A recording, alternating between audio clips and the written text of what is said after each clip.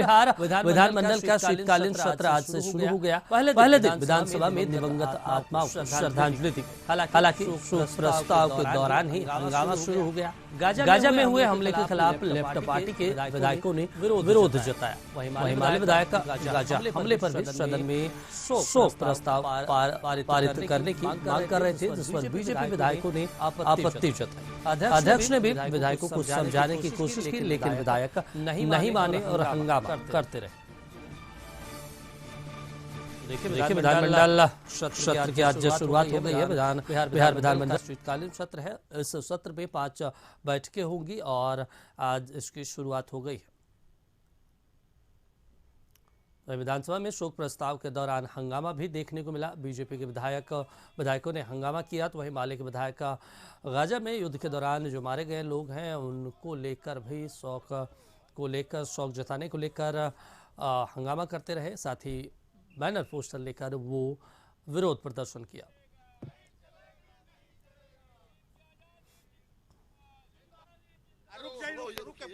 जो Israel America गठजोड़ ने हमला किया है, उस हमले के खिलाफ आज हम लोग बिहार विधानसभा में के परिसर के सामने प्रदर्शन कर रहे हैं।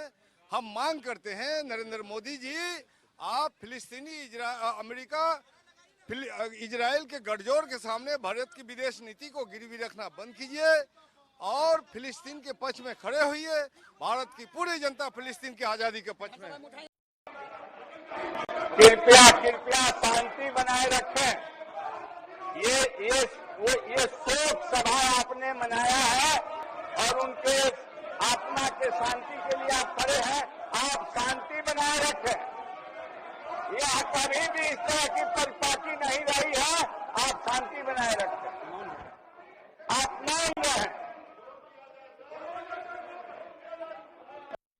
विधानसभा परिसर से हमारे सहयोगी आशुतोष लाइव सीधे जुड़ गए हैं। आशुतोष, आज शोक प्रस्ताव पारित किया गया, वहां पे शोक सभा का आयोजन किया गया, फिर भी जो विपक्षी दल है वो विरोध करते रहे हैं, उनकी मांगे क्या थी?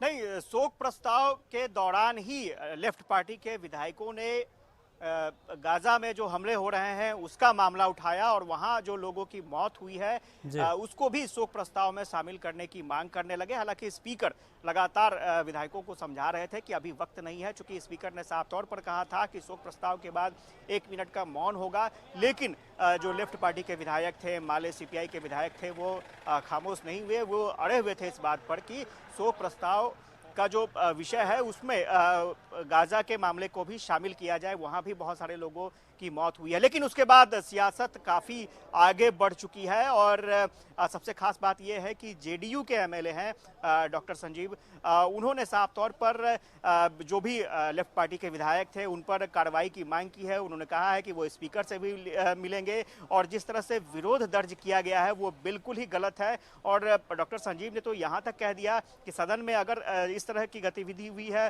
तो आतंकी संगठन को सपोर्ट करना, आतंकियों को सपोर्ट करना ये कहीं से उचित नहीं है। और वो खुद अगर ये लोग चाहेंगे, लेफ्ट पार्टी के लोग चाहेंगे तो उनको अपनी टिकट पे वो गाजा भेज देंगे। तो इस तरह की बातें भी सामने आई। बीजेपी ने साफ तौर पर ये कहा कि कहीं ना कहीं आतंकियों को सपोर्ट करने की बात कही जा रही है लेफ्ट पार्टी की तरफ से, ये बिल्कुल सही नहीं है। हालांकि बाद में जब सदन की कार्रवाई खत्म हो गई उसके बाद महबूब आलम जो माले विधायक दल के नेता हैं और भी कुछ और विधायकों ने मुख्यमंत्री नीतीश कुमार से सदन के अंदर ही मुलाकात की। मुख्यमंत्री जानना चाहते थे कि आखिर क्या हो गया, तो सारी गतिविधियों से उनको अवगत कराया गया। तो वहां तो मामला खत्म हो गया, लेकिन सदन के बाहर जिस तरह की तस्वीर देखने को मिल रही है वो काफ़ी ही दिलचस्प तस्वीर है। महबूब आलम जो माले विधायक दल के नेता हैं, उन्होंने साफ तौर पर हमास को आतंकी संगठन मानने से इनकार कर दिया है। उनका साफ तौर पर कहना है कि भारत सरकार ने ही अब तक हमास को आतंकी संगठन नहीं घोषित किया है, तो ऐसे में किसी को आतंकी संगठन घोषित करना बिल्कुल सही नहीं है। तो ये माले की तरफ से अपनी प्रतिक्रिया आ रही है। हालांकि जो मंत्री हैं, कृषि मंत्री हैं कुमार सर्वजीत, उन्होंने साफ तौर पर कहा है कि सदन के अंदर इस घटना के बाद खुद माले के विधायकों ने खेद भी प्रकट किया है।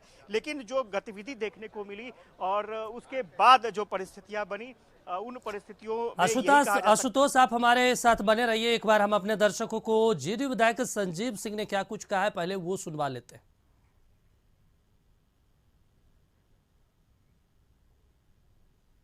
अत्यंत दुखद है, इससे दुखद कुछ हो ही नहीं सकता है।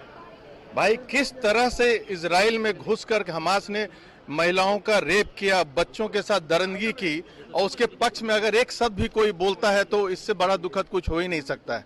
ऐसे लोगों पे ना राष्ट्रद्रोह का मुकदमा चलना चाहिए, मैं यही कहूंगा। आप सत्ताधारी दल के विधायक हैं, आप सत्ताधारी दल के विधायक और आपके गठबंधन के सहयोगी भी हैं वो। अरे सहयोगी अगर गलत करेंगे तो क्या होगा? अगर एक उंगली सड़ जाए ना तो उंगली काट देना चाहिए, नहीं तो उसका विष फैल जाता है। तो आप क्या समझे? आगे क्या चाहते हैं? आगे ऐसे विधायकों पे कार्रवाई, मैं तो बोला कि ये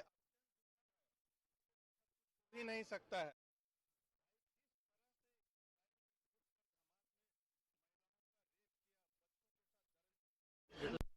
मैं तो बोला कि ये अत्यंत दुखद है, इससे दुखद कुछ हो ही नहीं सकता है। भाई किस तरह से इजराइल में घुसकर हमास ने महिलाओं का रेप किया, बच्चों के साथ दरिंदगी की, और उसके पक्ष में अगर एक शब्द भी कोई बोलता है तो इससे बड़ा दुखद कुछ हो ही नहीं सकता है। ऐसे लोगों पे ना राष्ट्रद्रोह का मुकदमा चलना चाहिए, मैं यही कहूंगा। आप सत्ताधारी दल के विधायक हैं, आप सत्ताधारी दल के विधायक और आपके गठबंधन के सहयोगी भी हैं वो। अरे सहयोगी अगर गलत करेंगे तो क्या होगा? अगर एक उंगली सड़ जाए ना तो उंगली काट देना चाहिए, नहीं तो उसका विष फैल जाता है। तो आप क्या समझे? आगे क्या चाहते हैं? आगे ऐसे विधायकों पे कार्रवाई मैं चाहता हूं जो ऐसी बात बोल रहे हैं, जो आतंकवादी संगठन को बढ़ावा देने का काम कर रहे हैं। चलिए एक बार फिर हम अपने सहयोगी आशुतोष के पास चलते हैं। आशुतोष, संजीव सिंह अपने ही सहयोगियों पर सवाल उठा रहे हैं। वो कह रहे हैं कि अगर हमारे सहयोगी गलत करेंगे तो ये उंगली काट कर हटा देनी चाहिए। देखिए पहला दिन है सत्र का और पहले दिन ही विपक्ष छोड़ दीजिए, सत्ता पक्ष के सहयोगी ही विरोध कर रहे हैं, बैनर पोस्टर लेकर प्रदर्शन कर रहे हैं। तो ऐसे में सरकार के लिए ये सत्र ठीक तरीके से चला पाना कितना मुश्किल होगा? नहीं, फिलहाल पहला दिन था और किसी को उम्मीद नहीं थी कि इजराइल और फिलिस्तीन का मामला इस तरह से सामने आ जाएगा। हालांकि जो माले के विधायक थे उन्होंने विधानसभा परिसर में प्रोटेस्ट भी किया था पोस्टर बैनर के साथ, और उनकी प्लानिंग भी थी कि सदन के अंदर भी ये मामला उठाया जाएगा और शोक प्रस्ताव में इस मामले को लाया जाएगा। लेकिन उसके बाद स्वाभाविक तौर पर सभी दलों का अलग अलग एजेंडा होता है। बीजेपी का भी अपना एजेंडा है, बीजेपी अपने तरीके से चलती है। बीजेपी ने साफ तौर पर सदन के अंदर ही विरोध करना शुरू किया, बीजेपी के विधायकों ने, कि शोक प्रस्ताव के दौरान अगर इस तरह की बातें सामने आती हैं और स्पीकर के बात को काटा जाता है तो वो बिल्कुल गलत है। बीजेपी के विधायकों ने साफ तौर पर कहा कि ये जो शोक प्रस्ताव था, हमारे जो दिवंगत विधायक हैं, विधान पार्षद हैं, सांसद हैं, उनके लिए लाया जाता है शोक प्रस्ताव और उन पर शोक संवेदना व्यक्त की जाती है।